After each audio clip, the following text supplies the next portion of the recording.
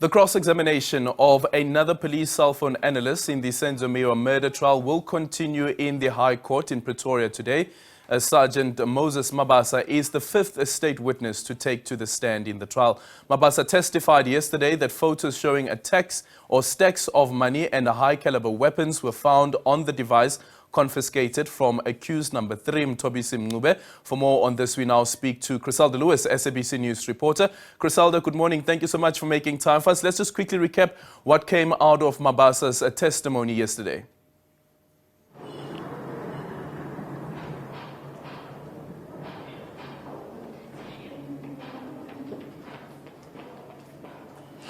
Well, that's right, Aldrin. You'll recall that Sergeant Moses Mabasa telling this court that he is an analyst detached or attached to the South African Police Service, and he says that in August of 2020 he received a device, a SIM card, as well as a memory card belonging to accused number 3, Mthobisi Mncube. And he says when he investigated that device, and basically downloads were done on it, he was given instructions by investigators to look for pictures on that particular device.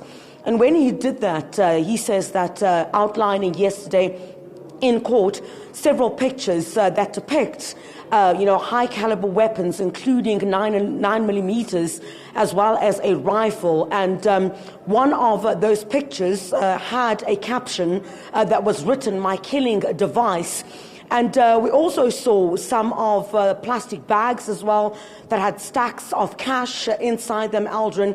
We're talking about 100 and 200 rand notes. Those were some of what we saw on those pictures yesterday.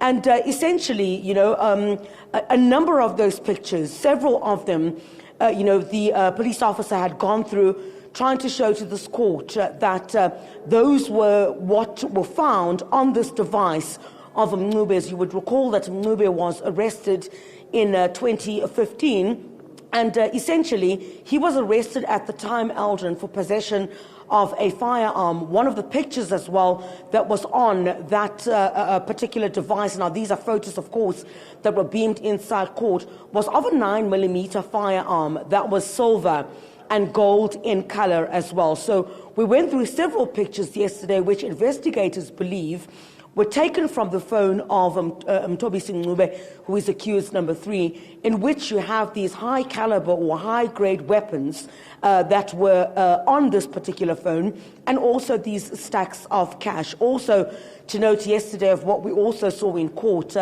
was the last remaining moments of the cross-examination of the first police officer was also a cell phone analyst as well, Colonel Lambertus Steyn.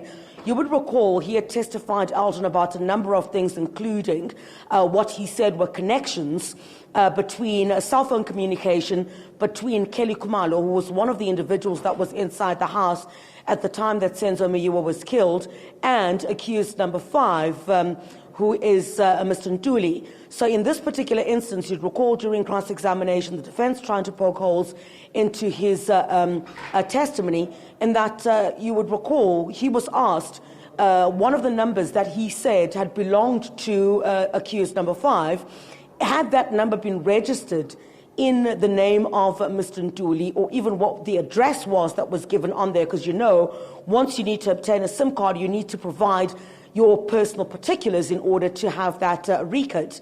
So what subsequently then turned out was that we had Lambertus Steyn, Colonel Lambertus Steyn, conceding to the fact that that particular number, which he said was used to call Kelly Khumalo twice, this was in the run-up to Senzo Meyiwa's killing, was not registered in the name of Mr. Ntuli, who is accused number 5. And we also saw Advocate Zandile Mshololo, who represents him yesterday, also tried to cast aspersions on his qualifications, asking him verbatim whether he believes he is an expert witness in front of this court, or he's just an ordinary police officer coming to give evidence here.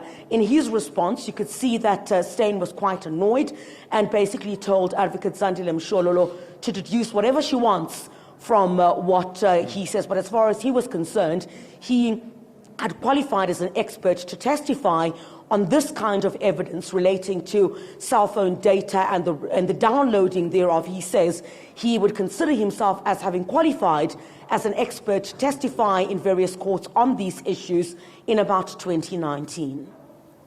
And quickly speak to us about what to expect later on today. And also, Chriselda, is there any significance at all that Charles Mnisi has confirmed that the picture that was depicted, that picture really does depict his client, Mr. Mncube?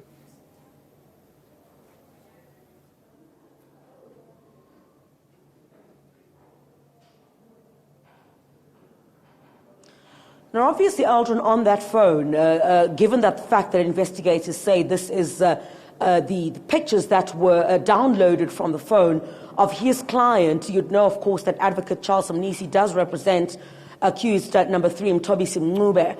Him conceding in court yesterday that indeed one of the pictures that was shown there, where there's a clear depiction of the face of accused number 3, he concedes indeed that that is his client. Yesterday, I'm not sure how we or what to deduce from the cross-examination or the direction in which Advocate Charles Mnisi was headed towards. Perhaps we'll get clarity on that today. He was asking very much, about the dreadlocks on the pictures of that were on Mthobisi Mncube's phone, and why you had this Sergeant Moses Mabasa only identify the person who was on the right of the photographs and not someone that was standing on the left, because there were 2 people in those photographs. So we'll already get a sense perhaps this morning about what the direction is or what he is trying to get at in that cross-examination. But certainly we would try, or what we were likely to see is to possibly have a situation where he would try to poke holes in this testimony that Mabasa has given and talk through what steps exactly police used and whether they were adequate or adequate enough to deduce that indeed this device that police say they had confiscated from Mncube in 2015 when he was arrested, if indeed those pictures were either sent to his phone or these are pictures that were taken by that device. So we're likely to hear cross-examination towards that particular direction this morning, Aldrin. Thank you so much, Chriselda Lewis, there following the Senzo Meyiwa Murder Trial. And we expect it to resume at around 10 o'clock, with Charles Mnisi still continuing with his cross-examination of Sergeant Mabasa.